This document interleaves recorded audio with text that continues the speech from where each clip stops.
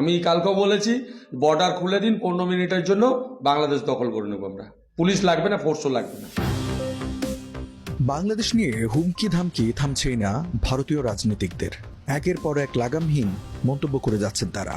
BJP নেতা শুভেন্দু অধিকারীর পর এবার ঔদ্ধত্যপূর্ণ বক্তব্য দিলেন মমতার দল তৃণমূল কংগ্রেসের এক নেতা, তাও আবার রীতিমতো সংবাদ সম্মেলন করে বলেন 15 মিনিটে বাংলাদেশ দখল করে নেব। আমরা তো বলেছি যে 15 মিনিটের জন্য পুলিশ লাগবে না, খুলে দিক বর্ডার। আমরা যারা সংখ্যালঘু মুসলিম আছি পশ্চিমবঙ্গে, আমাদেরই যথেষ্ট দখল করা বাংলাদেশ।